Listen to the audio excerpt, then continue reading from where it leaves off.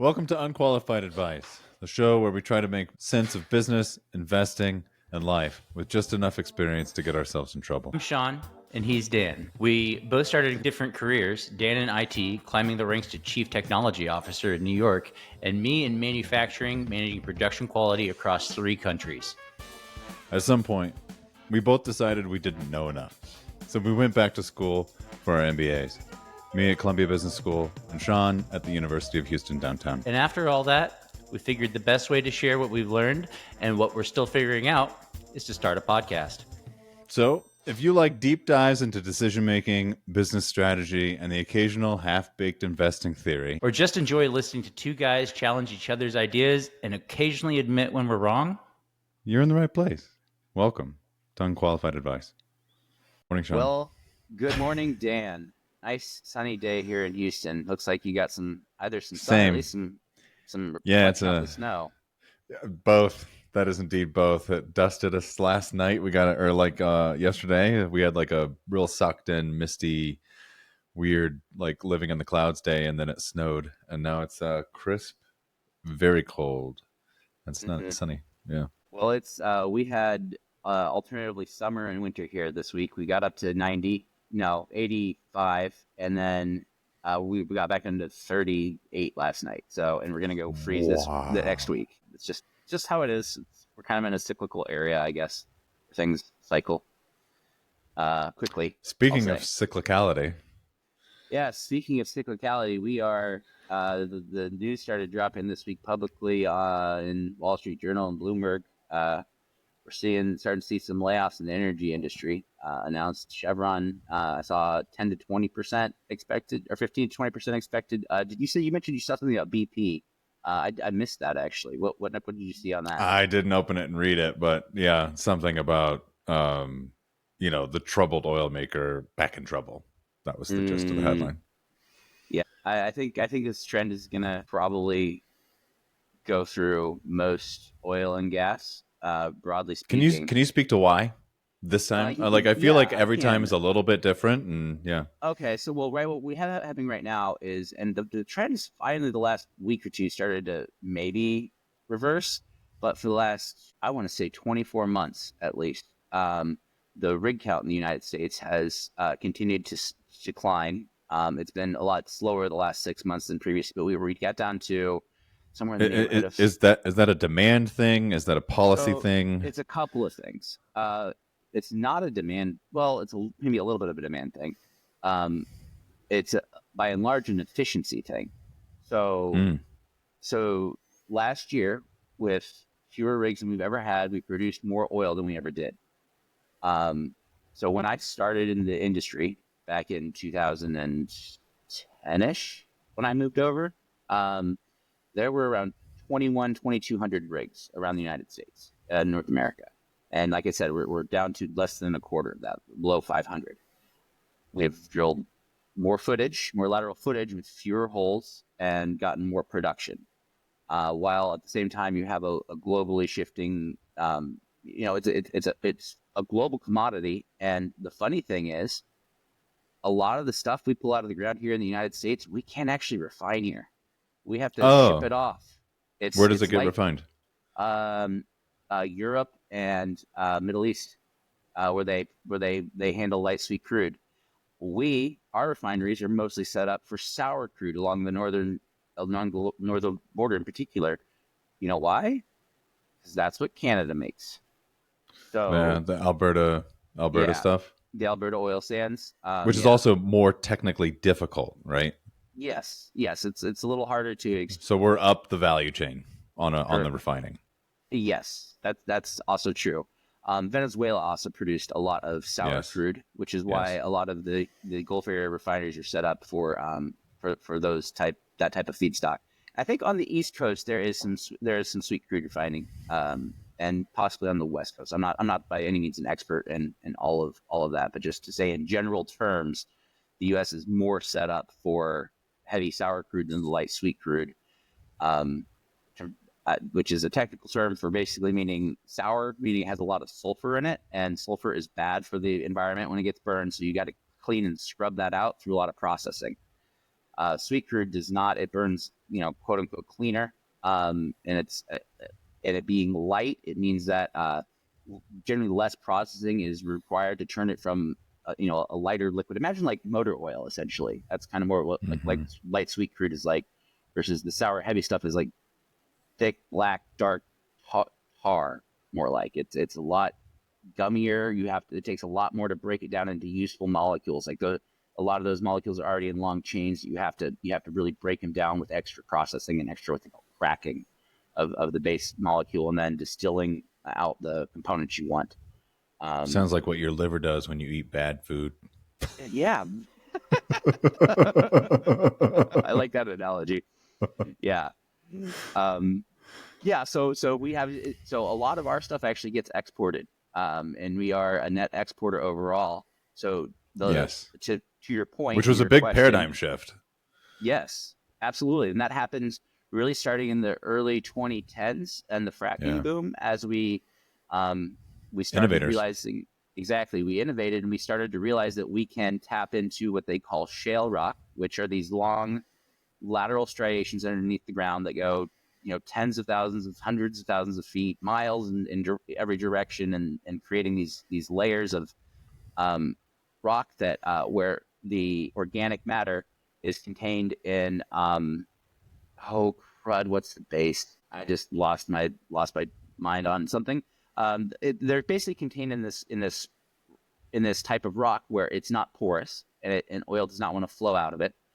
Typically, what they call conventional oil drilling, like what you would heard about back in Spindletop, that was conventional, or the first Beverly Hillbillies, a lot of Saudi, and in Iraq, more conventional. They have these giant essentially reservoir rocks, where that's like sandstone, very porous rock, where they can drill into, and the oil will flow naturally through the pores into their well. And shale, what we do in the United States is we go down and then we turn right, and we then drill. Then we drill right. Yeah, then we drill right out. We just set a record last year of 10 miles, over 10 miles. Wow. Which we used to be able to get half a mile of the lateral. So like we've just massively increased the amount of basically hole exposed to that rock with one hole going down. So you get a lot more exposure to your geology with your one hole that you then frack or fracture. And since we're getting fewer holes, we have to do less of that. Again, this is efficiency things that are good for safety, that are good for the environment. We still need the minerals. We still need these molecules to go build stuff, make energy, do a lot of different things. But we're getting a lot more efficient with how we do it. And so this is like back to your original point, our original topic here, leading to the need for fewer people working in oil and gas, essentially. Yeah. And so we're in a compression cycle right now. Along the entire org, right? It's not just the people out there doing stuff. Well, correct. I mean, those people, the people spinning the rigs and stuff, probably are not going to be automated anytime soon. No. Well, and actually at that level, at the what we call like the direct level, the direct employment level, the people that are getting paid hourly to be on the job running the equipment, those jobs, if they're slow, they're already gone. Many of these things are going to be more throughout the upper org, because if that, like I said, the rig count's been dropping steadily for 2 years. They're not. Well, and if you're hourly, there's no guarantee. Like this is labor you turn on and off, and that's part of the contract. And exactly, and a lot of that labor is contract labor, okay. and so a lot of that frontline work balances a lot earlier on, and a lot of these layoffs are going to be coming at above that front line, HQ, so if you will, even if it's not. Yeah. Engineers, HQ, all through the chain. Supply chain, legal, HR. Everywhere's gonna feel the need for some compression. So, and it's there's lots of opportunity in legal. I have some personal biases, though. I think. You don't say. So. Yeah, so we're in a part of a cycle where the organizations, I think, that are going through this, it's kind of like the organizations breathe. right now we're in a compression cycle, and we're streamlining operations and trying to figure out how to run more efficient. We'll implement new technologies to become more efficient and be able to maintain our workflows with a different balance in these organizations. Ultimately, things will change. There will be something happen in the market where all of a sudden oil prices spike and people are investing and more wells are being drilled again than they had in recent history. It's an up and down cycle that happens about every 5 years in energy, since in the last 20 years.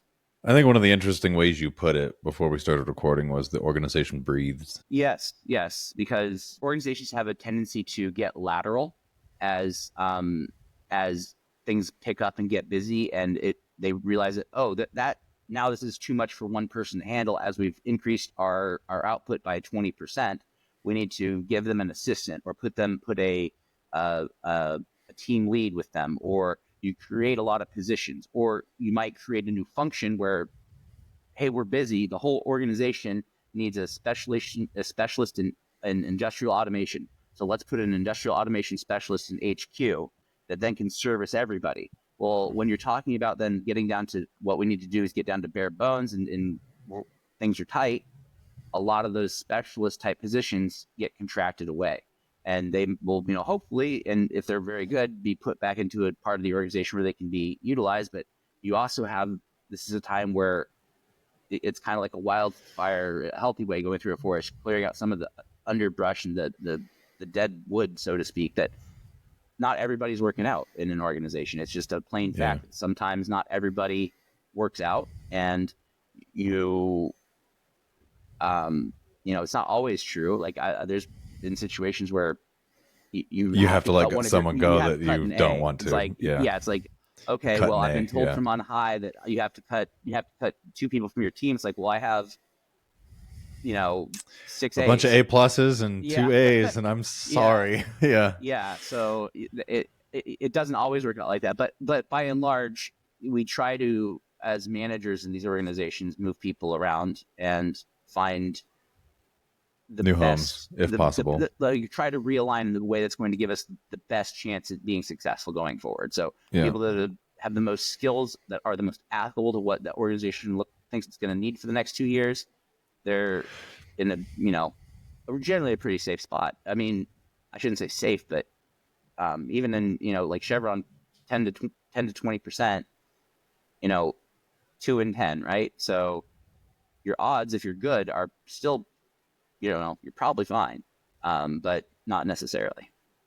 But I mean, I think there's, I hear you. I also think that, like, anytime that there's zero threat, we're human beings. We all get a little lazy sometimes. And sometimes that grace needs to be there, right? Some people go through a rough time or whatever, but I feel like grace and performance are 2 completely different things. If your performance is high and you need some grace for the moment, that's different. But to not be chased just a tiny bit by the predator, if you will, it breeds this opportunity to relax too much. Yes, and I think the danger helps you focus, right?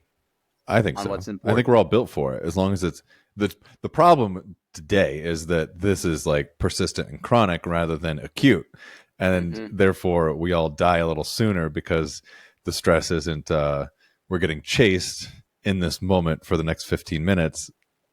It's more like this existential, I think about this 24/7 thing. Yes. So if we could change that, that'd be great. But like, yes, the stress I think is good. It's part of being and feeling alive and performing. And I think it leads you to look for what is or isn't working at a given moment and try to make changes around that, right? And for those that have realized their own agency, if you're going to go walk around with a victim mindset, then you're going to blame everyone other than yourself.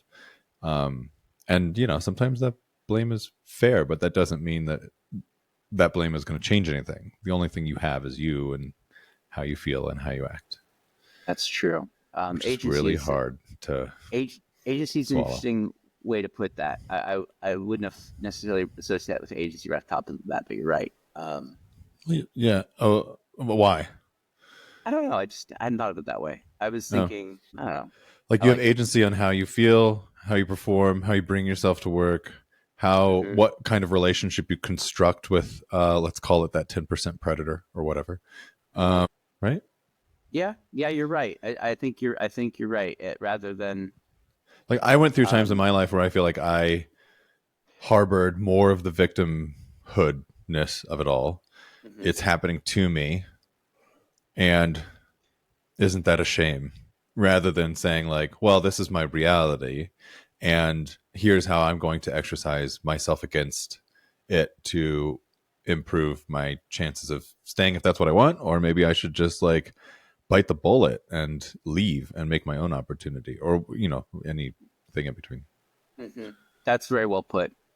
I was thinking of it in the terms of getting punched in the gut and finding out, like, you're a Chevron worker and you open up the paper and see that 20% of your coworkers might be gone here soon. And in some of those situations, it doesn't take agency helps, but also, I guess maybe I'm coming at that from a biased perspective of, I look at it from my point of view, which maybe I have a intrinsically higher agency point of view on that. So it didn't occur to me that agency was an important part of it. Not trying to brag on myself or anything. I'm saying I think that that might be.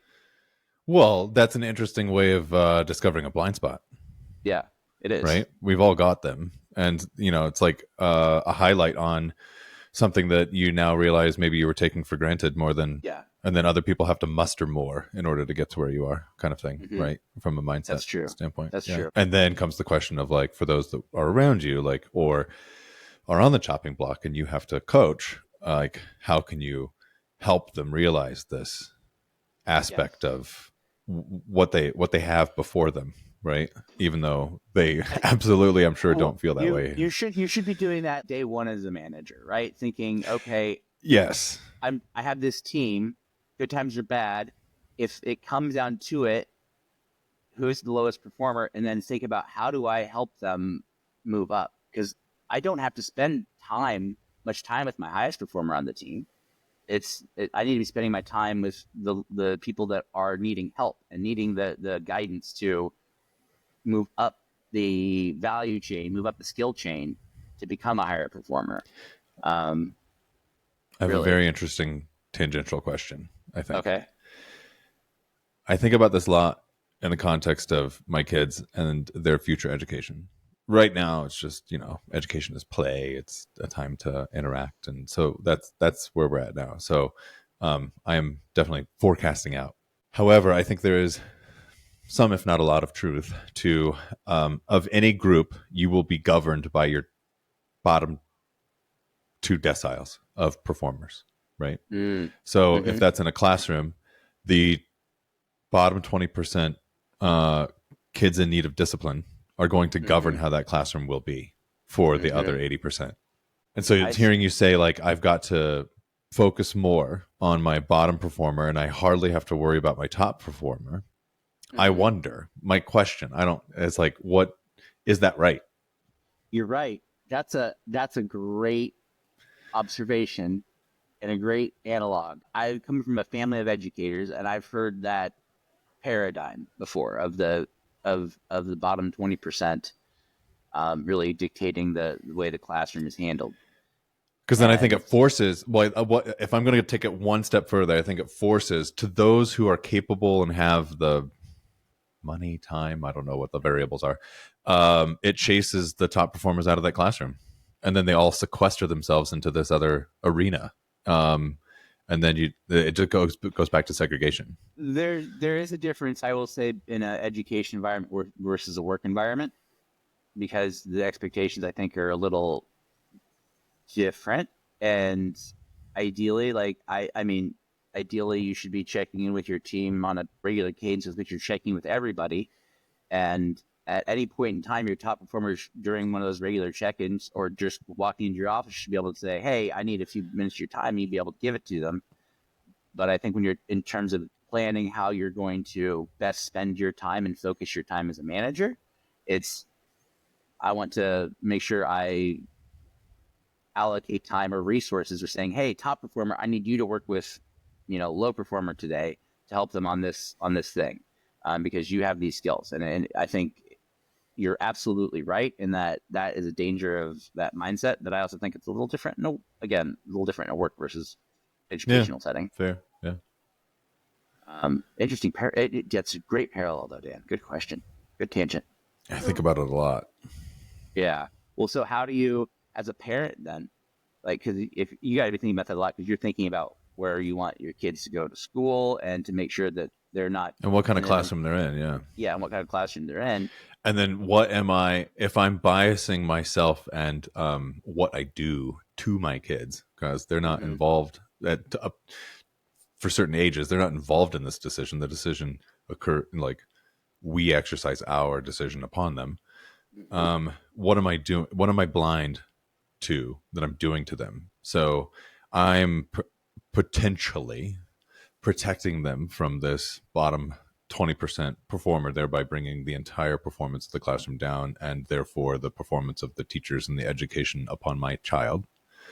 However, am I also robbing them of the experience of dealing with and understanding and trying to be somewhat empathetic to the whims and behaviors of other people? If it's, the bottom 20%, there's lots of different categories that we could slice and dice this 30 kid population by, right?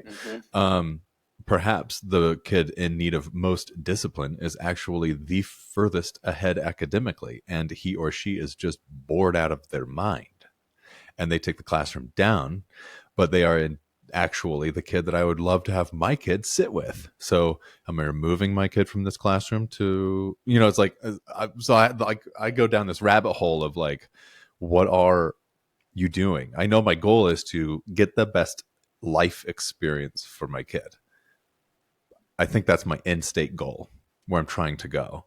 But on the way there, the sub questions get really kind of tricky. Yeah, because do you see there being inherent value in learning how to deal with conflict? 100%. So sometimes that bottom 10, 20%, while it might be detracting to the core goal of this math lesson, in your other life lessons that come out of that exposure, I guess. You asked the questions of yourself there that I was asking, that I was about to ask as you were talking. I was like, yeah, that's exactly what I would be worried about too. So I'd be preaching to the choir. And I mean, think at the end of the day, like this is one of those areas where, like, I know a great many business professors at business school were like, I know the answer. Yeah, you want it? And everyone's like, yeah. It depends. Right. Yeah. It depends. That's a big decision. You guys are coming up on that here. What, another year and a half that you have to start? Yeah, something like that. Again, kindergarten, first grade. I don't know how much it really matters. We still plan on doing lots of stuff at home in addition to what happens at school.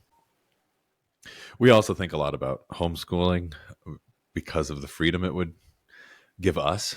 It's sort of like a selfish take, because I think honestly, like, the county that we live in has tons of homeschool support. There's like, big get-togethers. They can still play in sports at the schools and stuff like that. So like, you're not removing your kid from the system, which is pretty cool. You're just removing them from the classroom, and then you can take the classroom home and do what you want. And like, we would do like synthesis school, and I think there's one other online program that we have bookmarked. And again, we're forecasting further out, right? Third grade plus or something like that, I think would be more of where this kind of starts. And I don't know, 2 to 4 hours a day.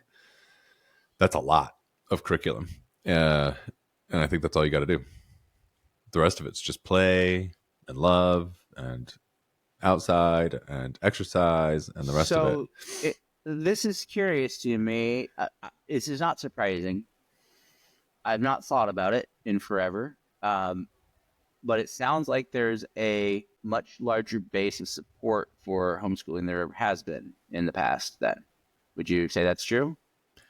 It seems to be that way, but I'm not someone who has ever queried this part of the world before having kids, right? And when I was growing up, it was usually extreme bright evangelical families, not always, but mostly that were homeschooling. And now I would say our brush-ins with people around here, which is it's slightly red, really purple county. I would say that the vast majority of the people are, politics aside, curious, involved, willing to not follow the trend people. Some of them go to church, some of them don't. Like, it's very mixed. It's very like, we're, when we talk to when we finally find these other people, I'm like, they're a little different than us, but they're kind of the same. This is kind of interesting. Like, it's not what I would have expected going to like a homeschool meetup or something, right? Yeah. That's so. What do you have any sense of what percentage of the population is going that route at all? I mean, I just looked at Google Trends last week to see because in my mind it's up and to the right, but it's not. It's consistent. There's a bump in 21, and there's like a pandemic bump, and then it's on trend. Okay.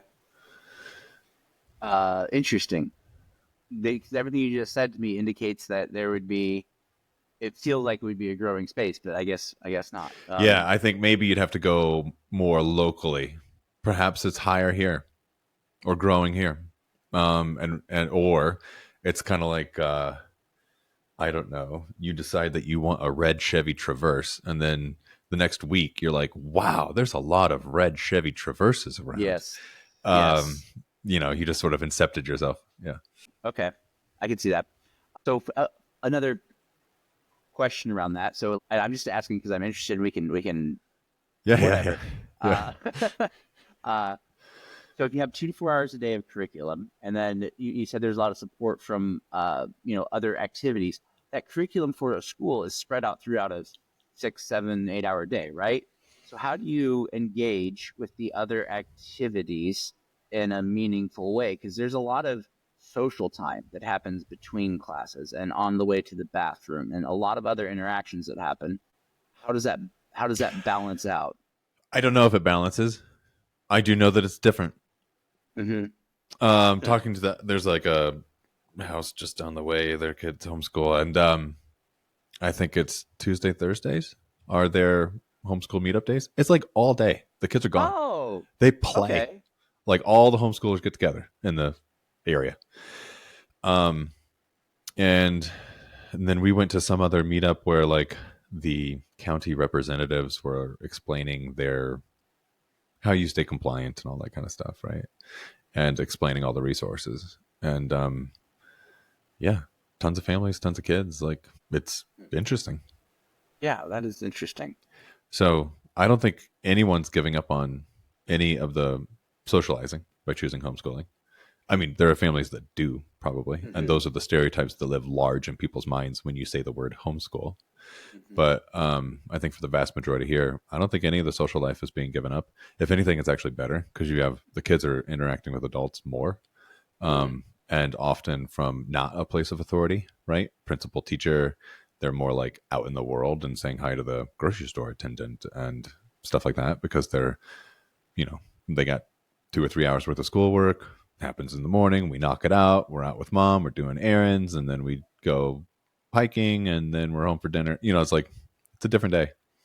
Yeah, it sounds European or something. Yeah, a little bringing up baby. Okay, well, that's that interesting side analog. I don't know how do we get on homeschooling? I made a right turn at the low performer versus high performer. That's fine. I like it. Moving on. What have you built this week? Have you built anything? Oh, this iOS app I'm trying to build. I'm now on my 5th try. Oh no! I don't know if I don't know if I'm doing. There's probably all of the above, but I don't know if I'm doing something fundamentally wrong. I don't know the process of getting to where I want to go, or the code is too complex and Cursor just like starts making crap up, because I end up with like forks, if you will. It's like, oh, there's an onboarding view.swift here. There's another onboarding Swift file over here. Huh. And now I've got two apps running in the same thing, and it's like, and now they're conflicting, and the whole thing is just, it's not building, and there's just a series of, and then I just press bankrupt and start over. And so I'm on try number 5 now. And it's quite frustrating. I'm sorry to hear that. If it makes you feel any better, I spent a good 8-9 hours yesterday just going through and debugging. Oh God, yes. Like, because I'd written a bunch of stuff, and like I had all the linter errors in cursors in this AI user interface where it says this code is not going to run right. And I said, okay, great, let's go figure out why and fix it. Because I just built a bunch of stuff last time in my last session, and I wanted to now go through and get everything, the back end stuff working. And after 8 hours, I finally got everything, all the tests running, and I was able to do a test run of this migration I'm building, this scraping podcast info from different services and putting and creating and basically mapping it together and creating a mapped view on one page. And the test ran. So I was thrilled. I just don't know what it's going to look like when I'm done yet, but I'm getting all the data in the right spot so that I can go and build a front end over it. Yeah. Okay. It's a question for you. Do you, let's say that you're in sort of like a particular subject area. Mm-hmm. You've got your composer open. Mm-hmm. You finish that subject area and want to move on to the next subject area. Yep. Are you starting a new composer? No. You should. That's one of the things I've learned. Yeah. Okay. I'm not saying it's I'm not tricky though. I haven't completely. Yeah. I've started several new composer windows, but kind of at random. Yes. Same. Okay. All right. So why should I always start a new composer window? Well, the context and hallucinations, I think, go up as the composer gets longer and longer. And if you've moved on to something else, there's no reason for you to be jamming the system up with confusion, essentially, is how I'm kind of like viewing it. Oh, that's interesting. However, the getting started in the next composer window, if it's like, the next item on the to-do list, if you will, and let's say the last 3 things that happened in composer are kind of useful, that bridge is I'm still trying to figure out, because using this as an example, like I open up the new composer to go to the next file, if you will, or next segment of the UI or whatever. I'm like, hey, take a look at the README. Section 11 is our to-do list. Take a look at what are left undone, and let's start with section 2, step 1 or 2.4, and go. And then for whatever reason, Cursor's like, let me see if this is checked into Git. And I'm like, I just did that. That was my closing step on that last composer window. And it's all freaking out that well, maybe if you don't want me to push to Git, then maybe I need to pull from Git. And I'm like, don't pull. You've got everything you need. Let's move on. Step 2.4, please. And that's a little.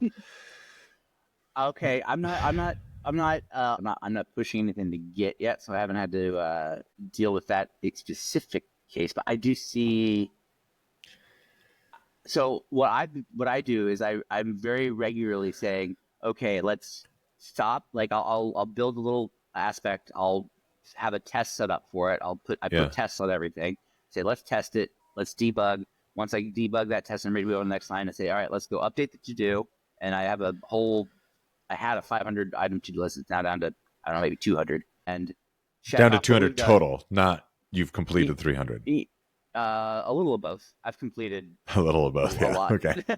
Yeah. Because I've kind of the to-do kind of breathes a little bit. It kind of grows and contracts, and because I keep trying to force maintenance on it to keep it organized and focused onto what are I have an in progress section, and then the upcoming with a high, medium, low priority, and I'm looking at the entire to-do list in the code base, what should we work on next? And asking it to update priorities, and it'll say, oh, well, because of you have these tools already built in this, we should probably focus on this because it will have the most impact on user experience. And so I'm very frequently doing that, which I think helps. But what you say about little artifacts and hallucinations, that made me think of something in some debugging I was doing yesterday. Yes. So, Yeah, I'm like, you actually have fixed this error 4 times, but you redid the error also 4 times. And we're just going back and forth, back and forth, back and forth. yeah. That's what we're, yeah. Yeah, I think I got caught in a loop like that once. And I did, I believe, end up starting a new cursor window or a new composer window. Maybe I moved it over to chat and I said, hey, chat, this isn't working right. Or I think that's really helpful to move over to chat. I also switched the model I was asking. Oh, I said, okay. hey, Do you have comments on which model for what? I think I prefer Claude overall in the way it handles certain things, but switching over to is it O1 that you have access to there does give you if something's not working right, I'll say, hey, take a look at this and let me know why you think this isn't working, and it will give me a different answer, and then I chase that down. So that kind of if you feel like you're stuck in a loop, sometimes just switching who you're asking, so to speak, helps. The switching who you're asking. Yeah. I had like cursor open as well as a chat GPT window, and I was going back and forth. I was like, and it was working for a bit. Like chat GPT, it's like just a query, right? It doesn't have access to the code base. I would just give it like little snippets. And I'm like, can you stab a guess at what's going on here? And then write a prompt for cursor and then tell me what you expect the answer to be. That was going, that was cooking for a little while. That was working all right. Well, I was doing that in, oddly enough, within Cursor, I turned my chat to GPT and the composer to Claude. And then I would be asking the chat about the code and and what the composer was doing. And so that it's you can kind of bake that functionality in. So meta. So like, if you open up Google AI Studio and then go to like Gemini Thinking Model or whatever, and then share your screen with it, you can chat. So it's basically like you could do side-by-side coding in a way, right? Like cursor's freaking out, you're getting frustrated. I haven't tried this yet, but this is my next step.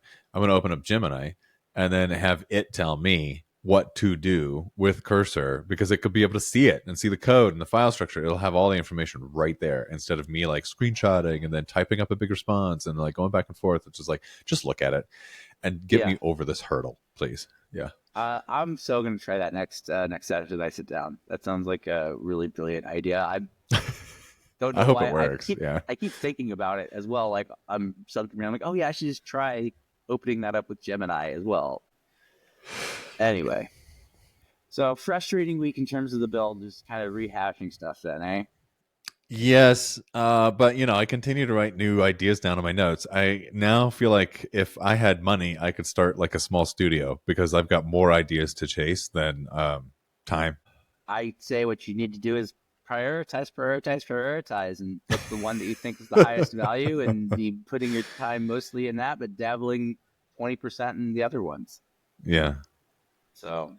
Yeah. So then I started like the other thing I was thinking is kind of alongside Nat's course. I was like, oh, maybe I'll just build like a web app, only expose it to my team.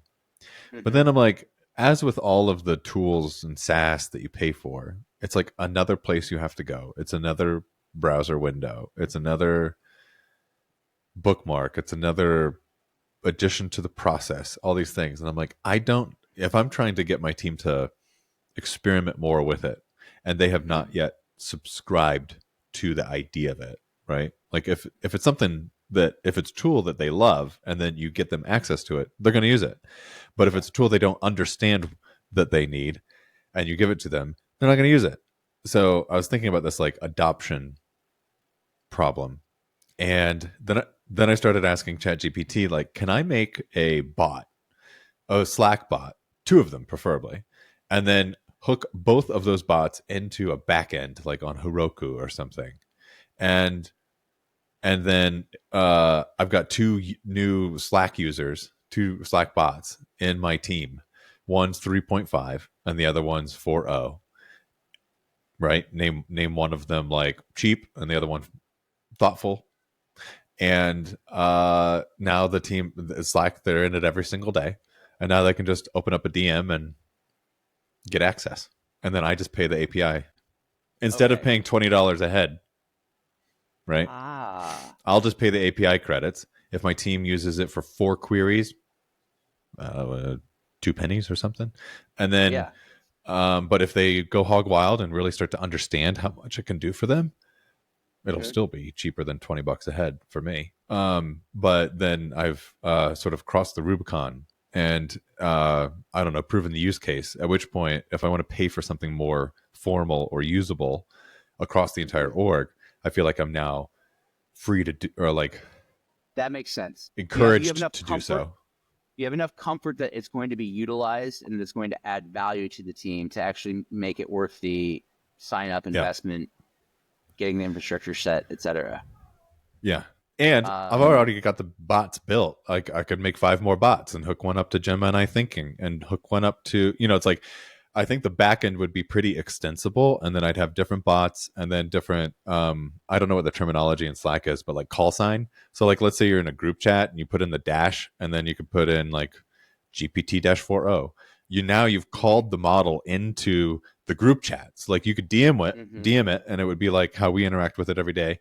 Or you could be, the other thing that I want to do is put in like a vector database and then scrape my website and pull in all the blog articles, all the product detail pages, all of it. So then in Slack, you'd be able to just be like, what is this? What product category cleats? Give me all the SKUs.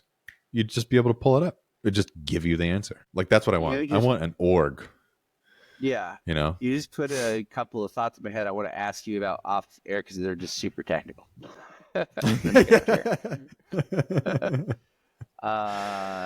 Do Cursor themselves have some videos on their site or like YouTube's? Maybe. I'm by and large just in here playing around and figuring stuff out by the seat of my pants, which is fun. I enjoy that. But maybe it would behoove me to go and look and say, let's get us a product. I could waste a few less hours. Videos. On these features that are here, like, there's all these buttons you're not clicking. What do those do? Like, well, I know how to use this window, and I'm just going to keep using this window all day long. There went 8 hours. Yeah. What do you mean? There's a net present value button on my calculator? It's like, just been typing it in.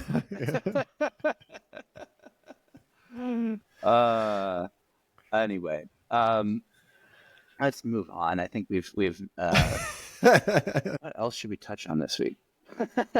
There was a thought that I had that I didn't write down.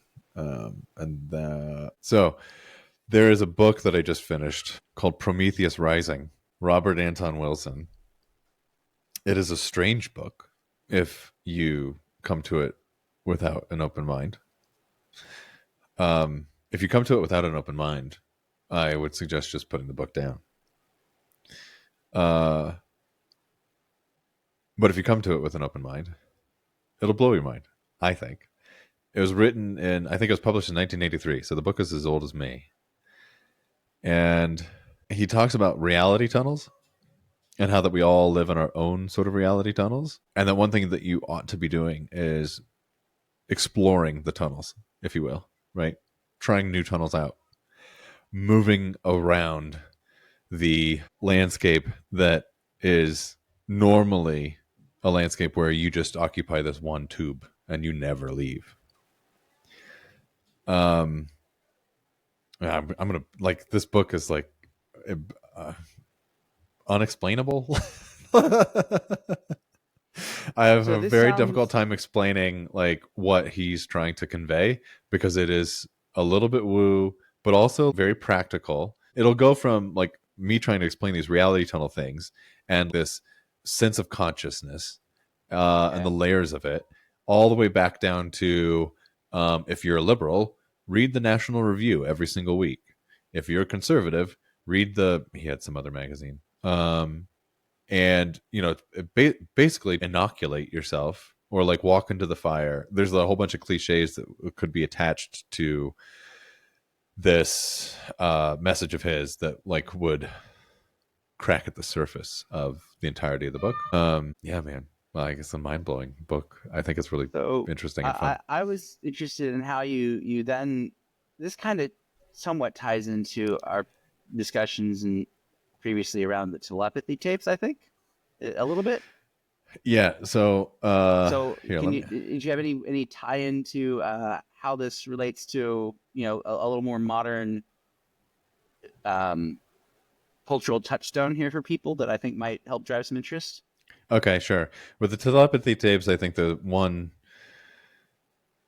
of the takeaways would be that that there is a consciousness. Some people might call it God. Some people might feel differently about the use of that word. Whatever you call it, it doesn't matter. It's this thing that you kind of like, that some people can tap into, some more than others, but we're all part of it, sort of thing, right? Wouldn't you say that that's one of the messages from the big message from telepathy tapes?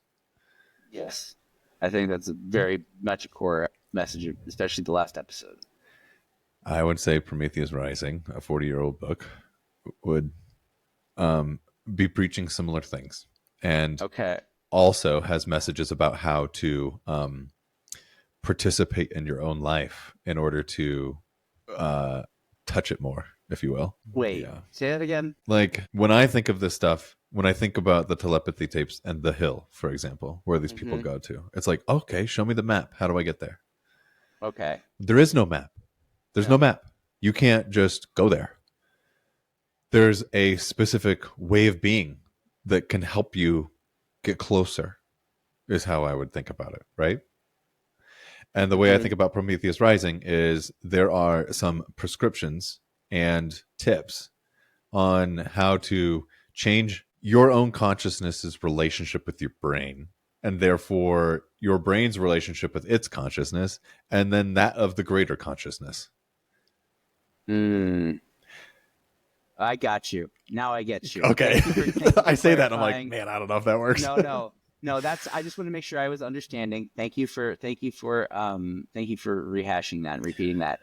So yeah, when we're talking about the greater consciousness and this idea of being able to connect to a collective, I was talking with some friends this week about the telepathy tapes, and this idea came up, talking about how the course of human evolution, maybe we de-evolved, and then this guy said, well, what if the Tower of Babel was not a physical tower, but was actually like a real thing, and it was the hill, and the splitting of tongues was like severing our minds from the collective consciousness, and our punishment, and that was our punishment because we were challenging God, essentially, was his premise. And I was like, oh wow, that's interesting. And he's like, couldn't you just see humanity doing that? And I was like, yeah, that might be right. Yeah, that might be right. Like there are these stories that date back millennia, I guess, being the point that seem to point to in the same direction, generally. In the same direction. It's just as Bolo would say, no smoke without fire. But that's it just feels like there's so many things that keep pointing this way that I want to keep exploring. So I'm definitely going to be checking out Prometheus Rising, Dan. Yeah, for sure. In my queue. And for those listening, it's, if you listen to the book, it's read by this guy. I don't know, I forget his name, but he might as well be named Vinny and from like Bay Ridge. Like, hey, you guys, you could do reality tunnels. I love listening to this man. I'm picturing. Now I want to hear like Joey Tribbiani from Friends reading it. Yes. Totally. Oh, perfect. It's really good. Okay, so anyway, I'm going to try to like coagulate a couple other things. So Prometheus Rising and telepathy tapes, they kind of go together. And then again, this higher consciousness, I don't know if I'm plugging into it or if it's coming after me, but my YouTube algorithm, I guess, knows. So there is a video that the algorithm served as a suggestion to me. And I was like, sure. I turn it on and it's like an hour-long lecture by this man named Neville Goddard. Neville Goddard, I don't know, was born in Caribbean or something, and then moved to LA. And this lecture was basically like, think of it like Napoleon Hill. There's a bit of, here are the things that you must practice in order to achieve what you want to achieve. And also, by the way, you must truly believe it in your heart and mind. And then you will manifest it. It's like this, it's this scientific, like, follow the steps and your life will be transformed. Also, woo, right? And so I'm watching this Neville Goddard thing, and I'm digging it. I'm like, this is weird, and he was born in like 1906 or something, so it's old. This lecture, and like, you know, same time frame as Napoleon Hill, I guess. I'd have to go Wikipedia that one, but this idea of manifestation, we've been talking about it. I've been using that word a lot on this podcast, I feel like, for the past 2-3 months. It's this like subject area that I either keep falling into, or slash it also is following me around, and I'm getting additional data points of people who have either decided that this is what they're going to sell, or this is what they believe, and this is worked for them, and they want to spread the message, kind of thing, right? Yeah. So anyway, I put it into Claude. I was like, "Hey, this Neville Goddard guy and Prometheus Rising. I'm drawing connections between these two things. Am I crazy?" And then it spit out this awesome paragraph about how, like, I'm not, and there's like a deep connection between the two. It's like, okay, yeah, I read what you shared with me on that. It felt like a very, you know, immediate, profound link reading through your discussion there with Claude on it, and then particularly it had a section that was in there around basically a plan to enact some of these things, right? Yes. And what was spooky to me is you sent this on Thursday, I think. Yeah, something like that. Yeah. I had done these things earlier in the week. No, dude, our consciousnesses are not intentionally, but like throughout, like there's like basically a 3-part plan, a 3-part, like a daily practice you should do, and based on Goddard's recommendation saying do this for 30 days to kind of get in your core techniques built up around this. Yes. One was the morning practice of 15 to 20 minutes. Then throughout the day, catching moments when you're speaking against your desired state, and then reviewing the practice before you sleep. So I've been doing this like in preparation for this workshop I'm leading now for the next 3 weeks at work. And like day one was on Wednesday, and I was rather stressed out about it. But I had been just imagining and thinking through the workshop and imagining what I wanted it to be and what that would be like. And the evening before, kind of, and some of this is also preparation, right? Like some of this for me, the way I was doing it boiled down to a little bit of preparation, like kind of rehearsing what I wanted to say and what the ideas I wanted to get across. But then, like ultimately, it like worked brilliantly. Like I felt like when I got up there to do what I needed to do, like I felt like I belonged, and I felt like this is going to work out fine. And I was a little nervous at first, but then the confidence just came in, and I'm like, we got this. So I from just anecdotally, I read it, I'm like, that's a lot like what I've been doing. You can't do better than anecdotal here. I really feel like, because people. You could sabotage if you're trying to collect data on this. You could, the people who are like disbelief, like they just you wouldn't be able to make a control, and like people could self-sabotage. People do self-sabotage. Anyway, that's why, like, there's a lot of woo in this, but I'm into it. Like, I think there's power here if you choose to harness it. I certainly agree. And 2025, it's gonna be my year, baby. Hey, honestly, you know, can I say something about the start of this year so far? As weird and terrible as it's kind of been, I feel like this is the first year, like at this point in February in a while, where I've been like, oh, it doesn't feel as it did at this point last year, which is weird given all the crazy things that are going on. But like, in my own state of mind, I feel maybe I'm just better handle it or something. I don't know. It's not dragging. Isn't this where the power would come from? The woo? Maybe. Like these practices, right? And your relationship with reality has fundamentally changed. Because your narrative changed. It was easy to walk around coaching yourself on how terrible things are. I know it is, because then you feel validated. You're validating all the negativity. Yep. And if you're validating all your negativity, then it's okay. And you can live with it. And you can put it to bed, kind of. But then it's just there, living, taking up space.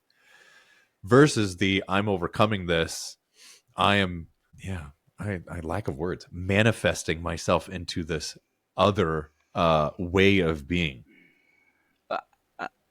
It's like being caught in a loop, or it's like a recurring loop. That's not the word. Infinite loop of just turning over and over the same ideas and not seeing a way out of that cycle. I guess essentially can really. You're talking about the pre-woo or the post-woo? Pre-woo, right? Like thinking about if you're not trying to control your mental narrative a little more, that yes, it you're a boat without a rudder itself, and you're just spinning, you're just going in circles, and that's I think, well, but looking at then, realizing that you have some control over these things, at least the way you perceive and handle them emotionally, and then also, like a book that really helped me a lot was Factfulness by Hans Rosling, to say, hey, we might think things are bad, but then if you actually go and look and like zoom out a little bit, like incredibly good.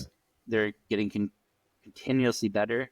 You might be at, like, for us in the United States, we're kind of at the high end of the income bracket globally, and so when there's a disruption, everything to us feels like something that got worse. But that's not really how it works in the world at large. If you and even within the United States, there's more people than ever that have refrigerators and flat screen TVs and phones, and 100%, yeah. Hot 1940, water, clean water. Yeah, 1940 people still had outhouses. You don't have any outhouses today. It's just not done. There was this thing in DC that I went to when I was in high school, and there's a kid from Tennessee in my cohort, or like class or whatever. It's like 18 of us kids, and yeah, he was from Tennessee, and he got indoor plumbing 2 years prior. So that would have been 98. Yeah, that he got plumbing, because I was probably there right around 2000. And I'm sure there's still some rural spots where, a small percentage that is still the case, but it's just a reminder of two things. The Factfulness book will remind you of just how grandiosely awesome everything really is in comparison to most of written history and unrecorded history. Yes. However, get out in the world, right, and take a shower with cold water out of a bucket in India and watch women defecate in the open, and also meet your fellow United States citizens who got indoor plumbing in 1998. It's all very unevenly distributed. Yeah, and it's rapidly changing as well. Rapidly changing, yeah. Rapidly changing and evolving. So we get mad because sometimes we don't feel like we have enough, but I think that's that envy showing. Yeah, coming in. It is. There's people in the world living on much fewer things than we have here in the United States, and which I suspect is where most of our audience is. So I would say it would do us just a little better to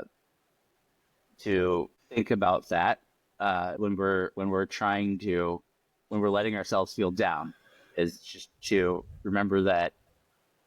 I mean, this sounds cliche. Count your blessings. I don't know. Count your blessings. Yeah, be grateful. Yeah, that was one of the Neville Goddard things. Was like just the level at which he was practicing gratefulness in his verbal coaching. So was when you saw on YouTube of his, it was a video of him speaking specifically? Yeah, not a video of him. It's like one of those faceless videos where it's just like captions with backgrounds and some audio recording of him from, I don't know what date. I watched it on my TV, so like all the show notes and stuff. I'd have to go back and look at it, but yeah, I can send it to you if you want, because I'm gonna.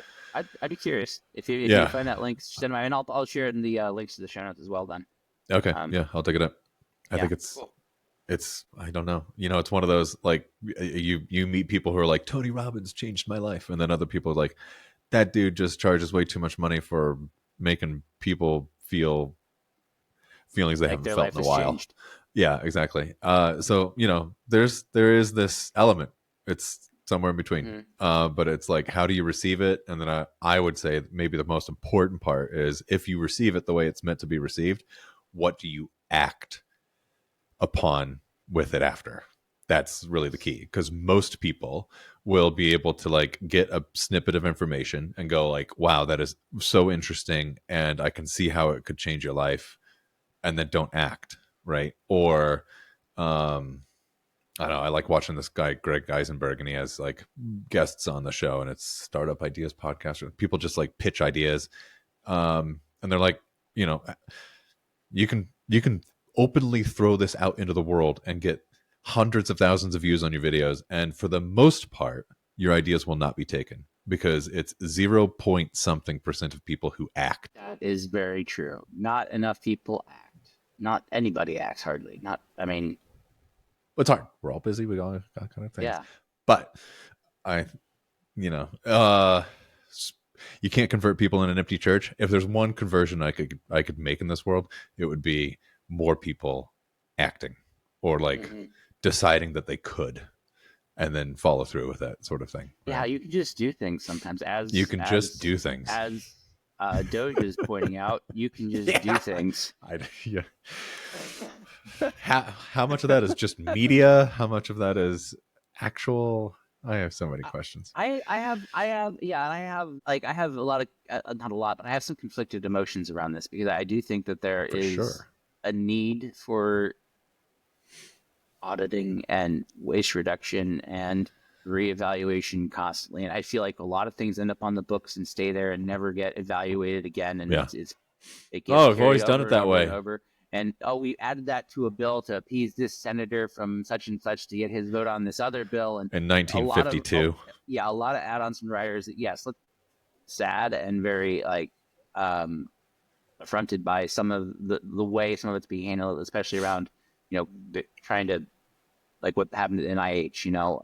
I don't know that was good or bad, but I think it happens so abruptly that it's hard to process, and it is, I suspect there's some problems with it, but it's like, do I want this to stop, or does this need to happen like on some level to do this? I'm sure it can be handled in a better way overall than the way it is being done. But if it moves more slowly, can it be influenced by the powers that want to just stop it? It's not even like we don't even subscribe to your idea of making things better. Oh, I just want you to stop.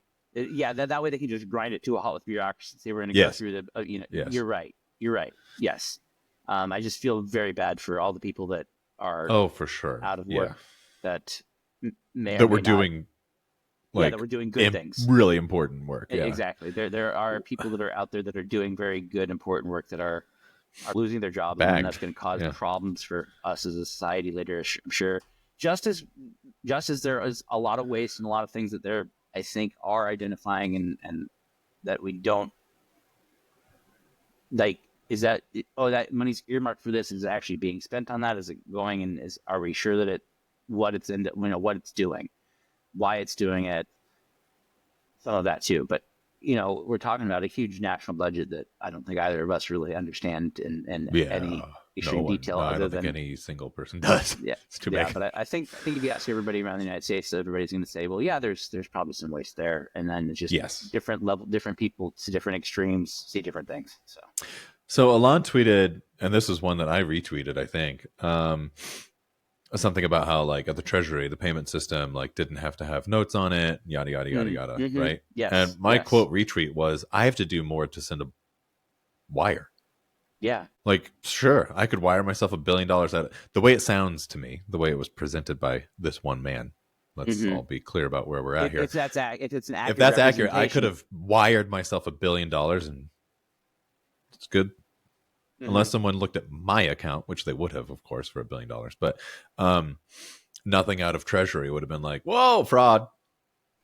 Because it would have been illegible, unseen. Especially if I did it $10,000 every few days and in an irregular pattern, Yeah, that's an interesting point. And I also question, like, because a lot of these systems are built on, like, COBOL. Like, is he reading the things right, or are we sure we're understanding everything properly? So I saw another tweet that was a follow-on that there was like this peculiarity in COBOL. Uh-huh. And because Alon had also tweeted something like, we're paying Social Security recipients that are like 150 years old. And then this peculiarity in COBOL where it was like, this guy knew, if he knew what he was talking about, maybe he made it up because I don't know COBOL at all. But it was a compelling comment either way. And it was like, well, actually in COBOL, this plus this, and then blah, blah, blah. And then that equals 150. But it was an interesting, like, well, if that's true, then it would be interesting that, the information that he was seeing and acting upon was completely bogus. Exactly. That's my worry. That's my worry that like I'm glad they're just doing stuff on some levels, but also on some levels, yeah. Are you really sure about everything? Like, be sure what it does before you tear the fence down. But then, okay, so a follow-on question to that then would be, how quickly can you resurrect a system that you found that you broke? Right? Like I saw the headline, and this is the attention-grabbing headline that is meant to make people be like, oh, I knew it. But it was like, the Department of Energy or something had to rehire their nuclear safety something or other because of safety concerns of some of the firings that Doge had ordered. Mm-hmm. And of course it's like, well, duh. But at the same time, it's like the government is so enormous. Like, who's the paymaster? Who's the owner of these positions? And so when Doge goes in there and throws the grenade in the room, and then they find out that there were like 4 people that need to be resurrected from the room, they're like, okay, great. But you belong over here now because that makes more sense from a organizational standpoint, right? Yeah. Is there something fundamentally wrong with that? I don't really think. I've been in orgs where, you're kind of living in it in one way, but like I've been in orgs where like there's a new COO coming in and grenades get thrown in the room and things break, and we all get together and fix. Whoever's left in the org gets together and fixes it. Yeah. I think there's truth to that. Absolutely.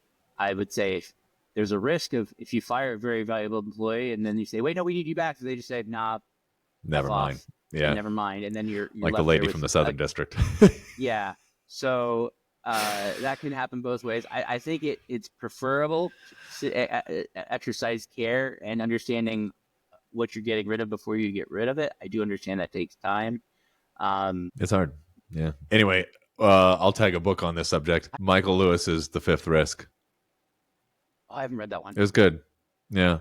In 2018, just going and discovering people doing incredibly important jobs within the federal government. Just interesting. Trying to take like a counter narrative, right? The government's too big and all the government employees are lazy, blah blah blah, and then him going in there and finding like the counter examples, the like star counter examples. Like, oh, aren't you glad that this person has decided to do this with their life and do it under the government that governs you? Aren't you glad this person exists and has chosen this path? Right? Is how I felt about many of the people he wrote about. Yeah. All right, that sounds worthwhile checking out. And Michael Lewis is generally a very good writer, so yeah. Okay, I'll have to check that one out.